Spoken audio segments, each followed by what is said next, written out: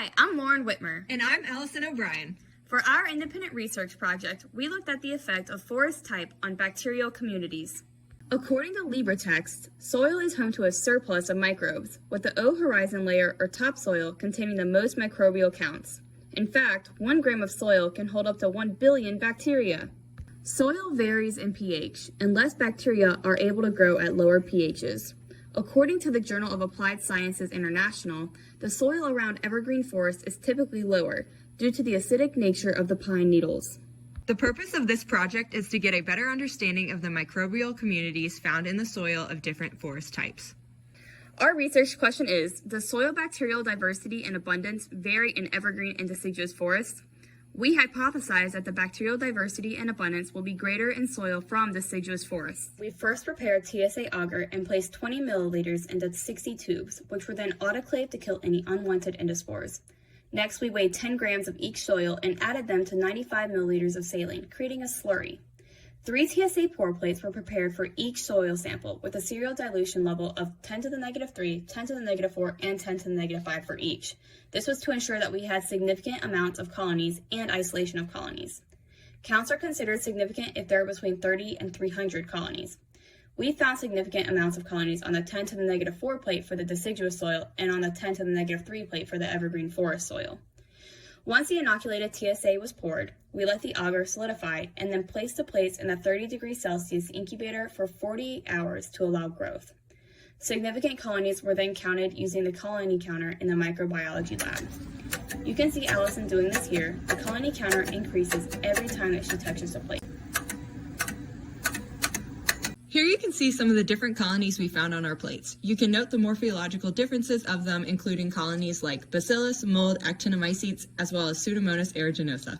For further identification, we performed a gram stain on a few isolated colonies, which further noted their differences in physical characteristics by their shape, gram stain, as well as size. This graph depicts bacterial diversity for each forest type. As you can see, evergreen and deciduous forests had relatively the same species richness. There was no found significant difference in species richness as the p-value was much greater than 0.05. These images show that our serial dilutions worked.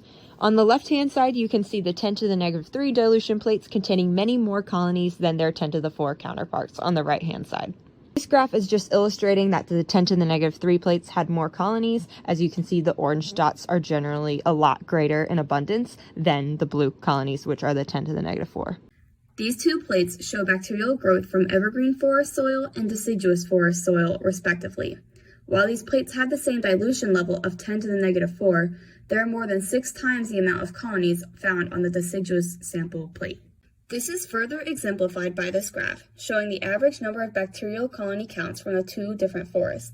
The t-test value was found to be 0.0056, meaning that there is a significant difference of colony abundance between the 2 communities. According to the Mann-Whitney U-test performed by Bonnie and Rhiannon, the pH values of the soil from the 2 communities were not significantly different, but you can see here that there is a pattern of increasing colony abundance as the pH increases. The deciduous forest appears to have a much wider pH range, while the evergreen forest soil tends to have lower pH levels. Finally, this graph shows the average colony counts of morphologically different colonies found in each forest type. It is important to note that the p-value for bacillus, actinomycetes, and orange colonies was less than 0.05, meaning that there was a significant difference in the amount of these colonies found in each community type. Because of this significant difference, it is plausible to state that there are more bacillus found in evergreen forest soil, while the opposite is true for actinomycetes and orange colonies, as shown in this figure. As Lauren said earlier, our hypothesis was that bacterial diversity in abundance would be greater in soil obtained from deciduous forests. This was partly supported by our data. We found that there was not a significant difference in the bacterial diversity between both forests, but we did find that soil obtained from deciduous forests had significantly higher bacterial abundance. Here's a restatement of our important findings from this research. First, at the same 10 to the negative 4 dilution level, colony abundance was significantly greater in the deciduous soil samples.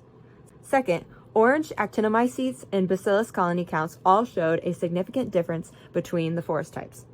And lastly, there was no substantial difference in the microbial diversity between the 2 different forests.